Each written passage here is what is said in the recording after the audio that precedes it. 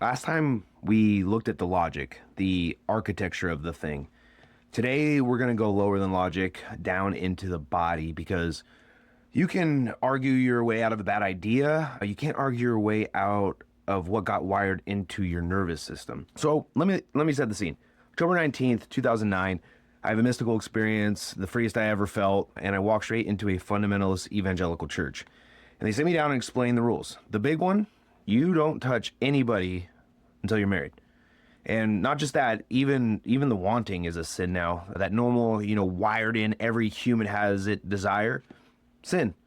They actually point to the verse where Jesus says, if your eye causes you to lust, gouge it out.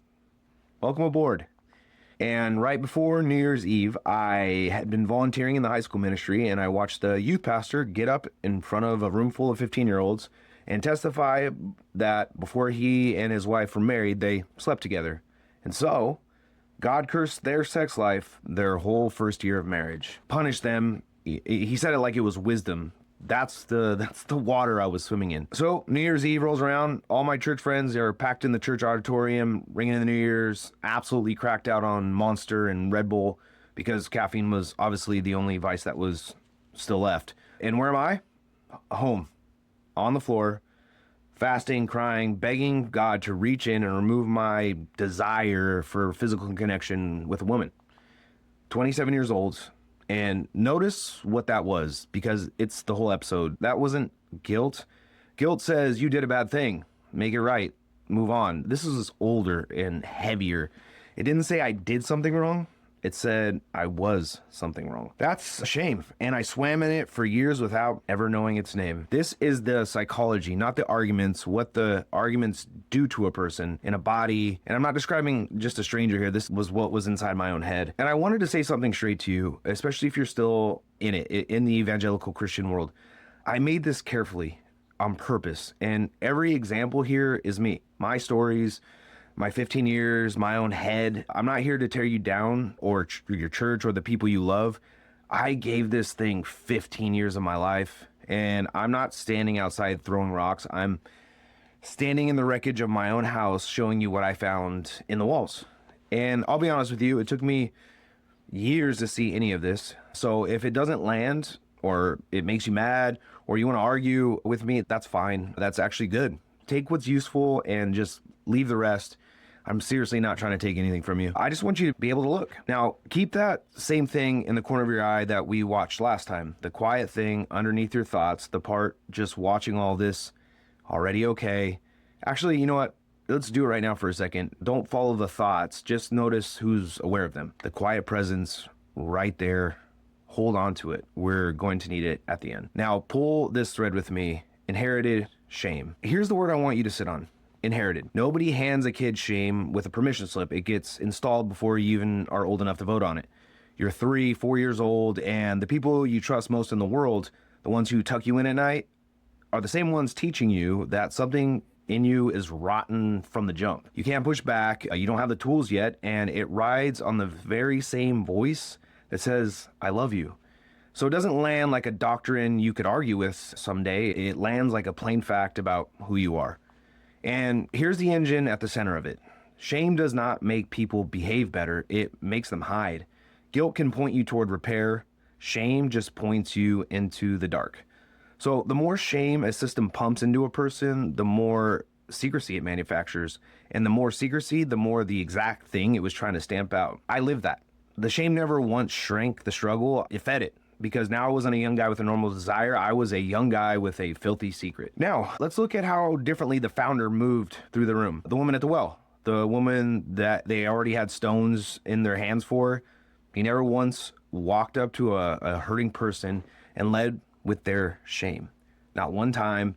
He led with their worth, and whatever changed after that because they had been seen first. We took this order, flipped it exactly backwards, and called the flip the gospel. I pray you have the courage to pull that thread. Now, pull this thread with me. Hell in the body. What does a lifetime of fear do to our nervous system? Because hell wasn't just a doctrine I believed. It was a thing I felt in my chest at 3 a.m, that low hum of dread, that something was wrong with me and the bill was eventually going to have to come due. Picture a kid raised to believe the most powerful being in existence is watching every thought, keeping record, and has a room of fire ready if the audit comes back wrong. You don't just believe that, your body believes that, and your body starts bracing for it. And it honestly never fully unbraces. You call it faith, but actually it's just a threat response that was never allowed to turn off. And here's the quiet, ugly thing at the bottom of it. Love me or burn. That's the agreement. And you can build an entire life on that, show up, tithe, serve, say all the right words, but your body knows the difference between love and compliance, even when your mouth won't admit it. You can perform devotion for decades and your nervous system still keeps the receipts. It knows it was never actually safe, and that's why the dread actually outlives the belief. People walk away from the theology of hell and the panic, it stays. Fear can't produce love. It can only produce compliance wearing love's clothes. I pray you have the courage to pull that thread. Now, pull this thread with me, boot camp. So far, this has all been about belief, but the machine doesn't just get into your head, it gets your whole life. And let me tell you how. When I first walked into that mega church, 5,000 people on a weekend, I signed up for a program for people who wanted to take their faith to the next level. And it was called Basic Training, BT. And I want you to sit with that name because they meant it. It was patterned on purpose after Marine boot camp. And here's what the next level actually meant. You became free labor. You volunteered at every ministry they had. You memorized stacks of scripture and got tested on Sunday mornings. And every week you filled out this thing where you reported your failings, where you struggled, and what you were grateful for. Confess your weakness in writing, up the chain, every single week. And after every set of services, and there was a lot of services, Wednesday for the youth, Friday, Saturday night, 3 or 4 services on Sunday, we did this thing called the sweep, which meant all of us on our hands and knees, crawling across a 3,000 seat auditorium, picking up every piece of trash by hand. And they get us so hyped up for it, like fired up, and like it was some kind of privilege to crawl on the floor. That's how deep it went. They had us grateful for the trash. And it all had teeth. It was a 3-month program, and you can graduate it or not. If you didn't memorize your verses, didn't volunteer enough, or had what they called a moral failing, you got washed back. That's the actual term. Straight out of boot camp, sent back to the beginning to start all 3 months over. So sit with that. Sit with what that does. They ask you every week to confess your failings in writing, and then they punish failings by making you start over. So you learn real quick. Don't actually be honest. Perform. Hide the struggle. Manage how you look, even in the room where you're supposed to be the most real. The whole thing runs on the fear of getting sent back. And I remember one weekend, it was a Friday night, we had just finished the sweep on our hands and knees, and the leader gets up and says, tomorrow, 7 a.m., we're all going to meet behind the church to clear a field full of weeds. And I thought, man, we were just here, man. I got to come back super early in the morning. And you can feel like other people in the room hesitate. So you know what this leader said? He didn't order anybody. He just said, and if you don't feel like showing up, maybe just check your heart. Maybe ask if you really want to be here. That's the whole machine in one sentence. He never made anyone do a thing. He just made not doing it feel like proof that something was wrong with your devotion. Your own reluctance becomes the evidence against you. And here's the part that still gets me. And I didn't just do it. I believed in it. Believed in it enough to become a leader of basic training. So there I am, running these young men through the same thing, standing up, telling them to check their hearts about the weeds and picking up trash. It took me years to realize what was happening, but I look back and I laugh now because I got caught up in a fear-based multi-level marketing scheme. The endless climbing that never arrives, the free labor called devotion, the recruited becoming the recruiter. And the thing keeping the whole pyramid standing wasn't love. It was the quiet terror.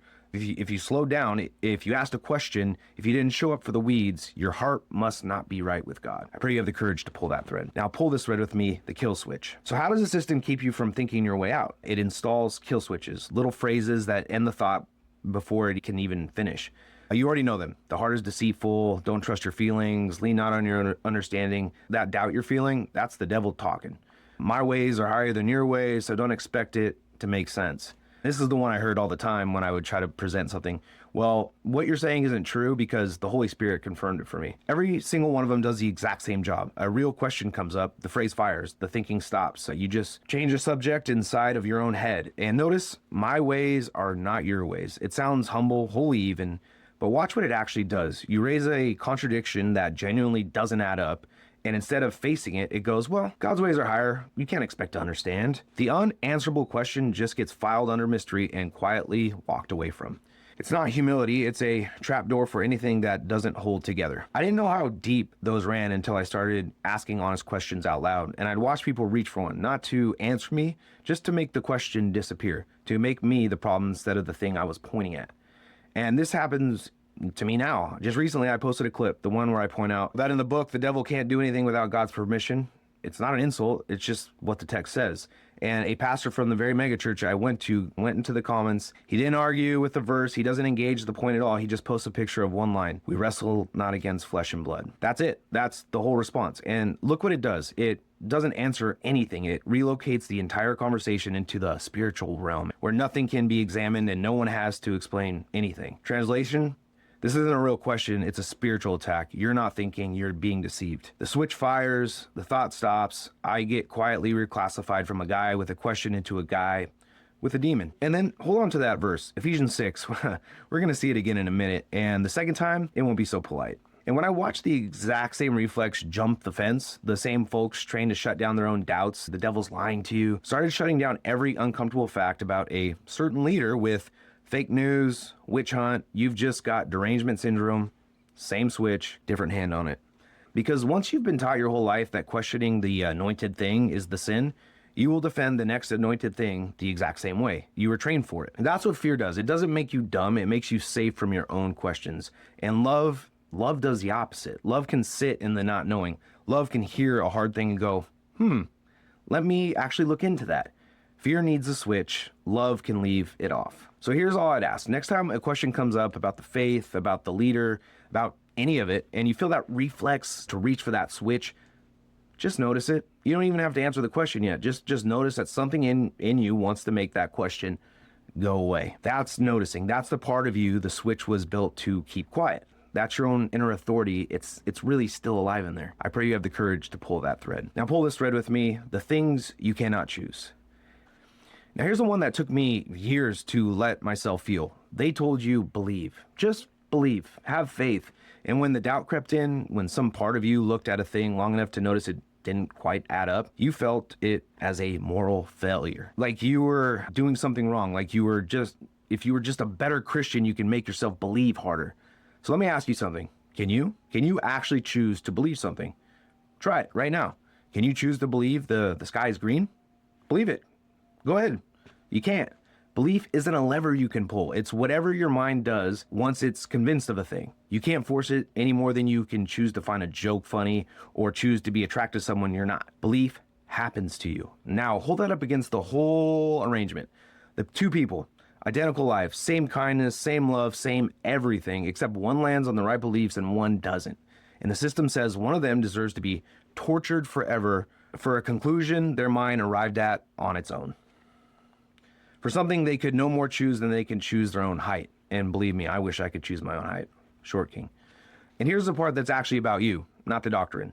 All that shame you carried for your doubt, all those nights you begged God to just make your faith stronger, you weren't feeling ashamed for failing something. You were feeling ashamed for failing at something no human being can do. The doubt was never disobedience. It was just your mind being honest. You were never broken. You were just awake. I pray you have the courage to pull that thread. Now pull this thread with me, the shadow. This one took me the longest to see, and it's the darkest. Carl Jung had a name for the part of yourself you can't stand to look at. All the stuff you bury to keep your self-image clean. He called it the shadow. And here's the thing about a shadow. It doesn't disappear when you bury it. It goes looking for somewhere to land. And where it lands is other people.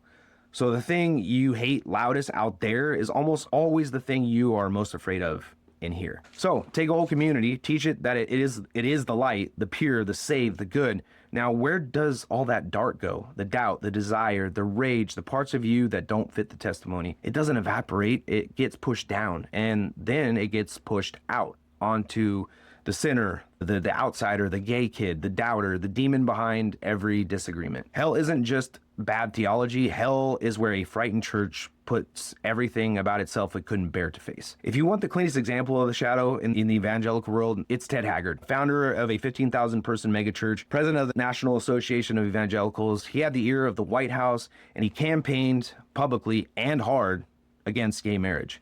And then it came out that he had been paying a male escort for 3 years. And I don't bring that up to laugh at him. I bring it up because you could not draw a clearer picture of the mechanism if you tried. The man leading the war on the thing was hiding the very thing inside himself. That was never out there. It was in the mirror. And I bet you everything, he wasn't lying to us so much as he was lying to himself. And screaming it out there was the only way he knew how to keep it buried in here. Let me make this personal. There was a guy I worked with, former Marine, 6'2", just built. He was a Marine for the Lord. And thing about this guy, we got along really well when I was a evangelical Christian. And this guy was the most judgmental man I'd ever met. Anyone outside of the evangelical lines, he had one word for them: evil. He once told me he quit going to a church because he passed the worship leader in the hallway, a guy he never met, and just knew this guy was gay, too feminine, and to quote him, he could just feel the evil coming off of him. Him and I got along fine back when I was hardcore Christian, just like him, and then I started asking questions. So one day we're talking about what ICE is doing and how they're collecting up immigrants and deporting them.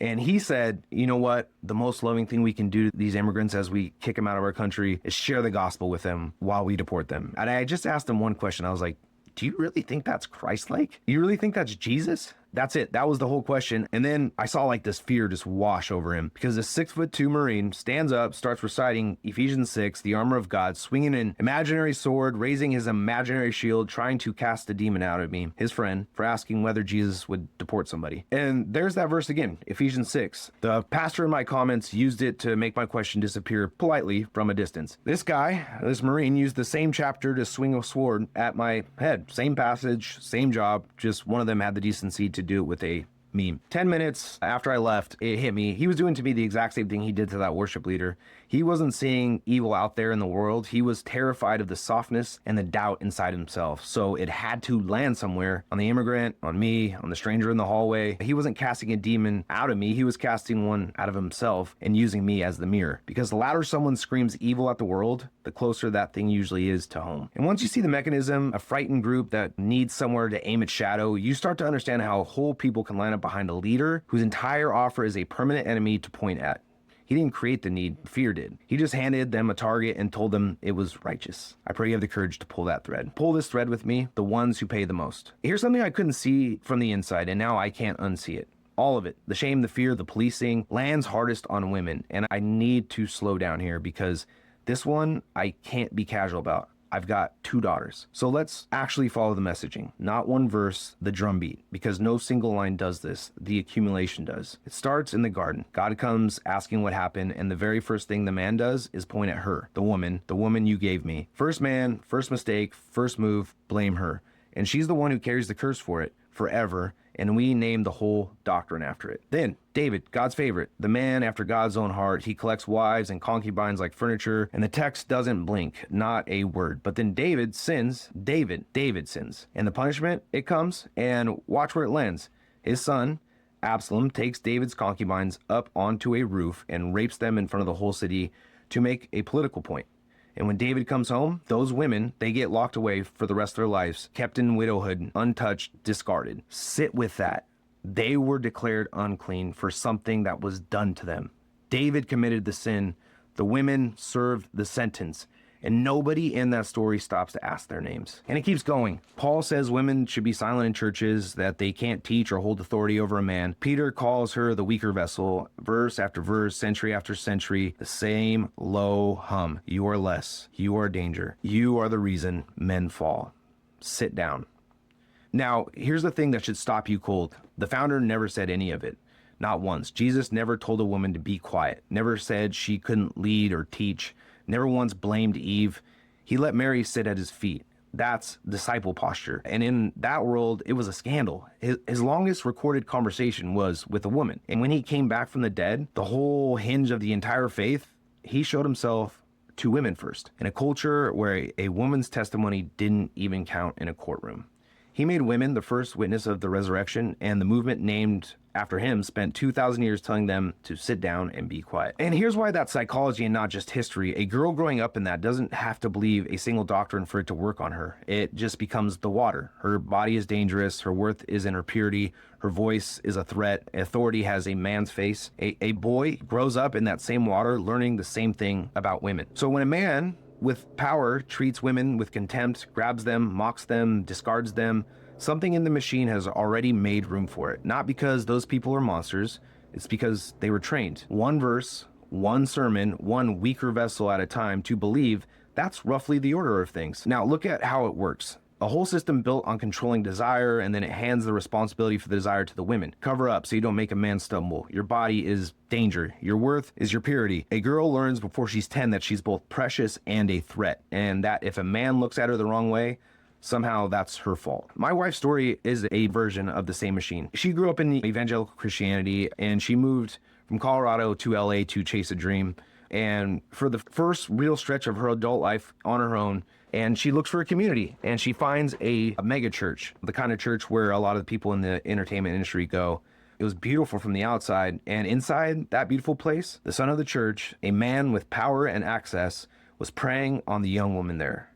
Girls my wife had just made friends with, because here's the thing about predators. They love these systems. A place that teaches you to submit, to forgive, to never make a scene, to assume the man up front speaks for God. That's not a safe room with one bad apple in it. That's the greenhouse. But here's the part that tells you everything. There was a good man on staff there, a pastor my wife had gotten really close with, him and his wife both, and someone I became friends with after Rachel and I met. And he found out, and he did the exact thing you're supposed to do. He reported it. And the system didn't go after the predator, it went after him, pushed him out, and then invented a story that he and his wife and their closest friends were sexual deviants, swingers. So they took the one man with the courage to name the rot and smeared him with the exact filth they were covering for. That's the shadow in its final form. The unforgivable sin isn't the abuse, it's telling the truth about the abuse. The whistleblower becomes the demon, and the man they protected, still operating. The pastor, over all of it, went full political, wrapped the whole thing in a flag. Of course he did. And a system that will destroy a good man to protect a predator was never really about God. And it happens outside of church too. My wife lived a cut of that exact same machine at her job. A man slapped her on the backside at work. She reported it. It got investigated. It was found out true. So what happened to him? He had to go to a couple of training classes before he could start back at work. And then when he came back, the day he came back, the company gave him an award, not for his numbers, for his heart and integrity. Heart and integrity. And that was the day my wife quit, and I am so proud of her. She's badass. She messaged one of the high-ups of this company and said, for my heart and integrity, I quit. The system will always find a way to honor the man and quietly move the woman along. And underneath it, who carries the shame? Not him. She's the one taught to feel dirty. When she confronted him right when it happened, she said, you don't ever touch me like that. Why would you do that? His response was in my face. That was his response. That's his excuse for why he did what he did. I'm still a little angry about this. And what does that say? Same as the concubines on top of the roof with Absalom. The man sins, the woman's unclean. 3,000 years and the machine hasn't changed a single gear. So let me say the quiet part, because this is the one I can't be neutral about. I have 2 daughters, and they're going to grow up in a world that hands them all of this. Some of it from a pulpit, some of it from a president, most of it so quiet they won't even notice they're drinking it. And at some point, they're going to look up at me and find out whether any of it's true. So I want it on the record. The God who made you never called you unclean, never told you to sit down, never said your voice was a danger or your body was the problem. That was fucking men. That was always men using God's name because their own name wasn't heavy enough to carry it. And I'm not going to be quiet while a man treats women with contempt and a room full of Christians find reasons it's fine. Not because I'm angry, because my girls are watching me to see what a man does. I pray you have the courage to pull that thread. Now, pull this thread with me, your own compass. So here's the question that opens the door. Whose voice have you been calling God? Because here's something I've come to believe, and it's big enough that it's getting its own episode down the road, and I'm not going to do it justice in 2 minutes. A baby learns who they are from a mirror, and the mirror is the parent's face. Whatever it reflects, you become. And I think whatever father you had, you hand straight to God. Distant dad, distant God. Impossible to please dad, a God you can never quite satisfy. So God, the Father, becomes the biggest mirror there's ever been. And in the system I was in, that cosmic mirror looks down and says, filthy, not enough, wrong. Even your best is filthy rags. Which raises the question I'll spend the whole episode on. Whose face did we project up onto the sky? Because maybe that shaming voice was never actually God at all. Maybe it was the wound wearing his name. And that matters right here because the system had one last move. It had to convince you that the single instrument you were born with, your own gut, your own conscience, your own heart, cannot be trusted. The heart is deceitful above all things. Lean not on your own understanding. Translation: don't listen to yourself, listen to us. But the same book says the kingdom of God is within you, not in the building, not in the leadership, within you. And here's the thing nobody ever told me. The divine was never meant to be something you believe in from a distance. It was meant to be something you taste. A belief about water has never once made anybody less thirsty. So which is it? Is the inside of me a snake pit I can't trust, or is it the one place the divine actually chose to live? They can't both be true, and I've come to think they called it a snake pit for one reason. A person who trusts their own inner compass is a person they couldn't control. Let me tell you the moment it broke for me, and to get it, you have to go back to that 27-year-old on the floor New Year's Eve, fasting, crying, begging God to cut that human desire out of him. Years later, deep in pulling all these threads, I was reading that line, all things are lawful and not all things are beneficial. And still being that man who had desires, and I stopped and I asked God the exact question the kid on the floor never would have dared to ask. I said, so does that mean I could be with any woman I want and you wouldn't even be mad? The very thing I once starved myself trying to kill, and I heard something back. And I know it wasn't just me because it was the last thing I expected. It said, yes, you could, but why would you want to after everything I taught you? Sit with the difference in those two voices. The system's voice says you're filthy, you're broken, hide it or you'll burn. The Father's voice didn't shame me at all. It just trusted me. The same desire I'd once starved myself to kill, turns out God never wanted it killed. He just trusted me enough to carry it with love and pointed me towards something better. One makes you small enough to control, the other one actually sets you free. Shame was never God. Shame was the machine wearing God's name. I pray you have the courage to pull that thread. So look at what a lifetime of this builds inside a person. A nervous system that runs on dread, a mind with kill switches, so a question feels like sin, a buried shadow that needs somewhere to point. Now here's the thing I can't unsee. A person built like that isn't just carrying a private wound, they're a voter. They're a movement. So take a whole people whose insides run on fear and shame and obedience and a permanent enemy. Just ask what kind of leader is going to feel like home to them. Not a gentle one, not one who kneels and washes feet. They'll feel most at home with someone who runs on the exact same operating system they are raised on the inside.